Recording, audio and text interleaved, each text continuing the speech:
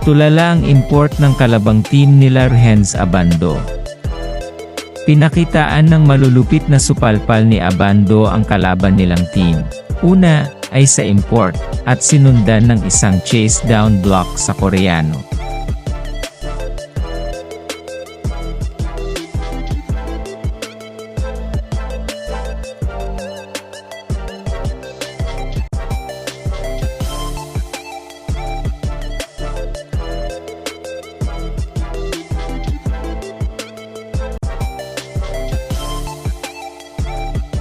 At hindi lang magandang depensa ang kanyang ipinakita, dahil nagpamalas din ito ng high-flying moves na nakatulong upang makuha nila ang panalo.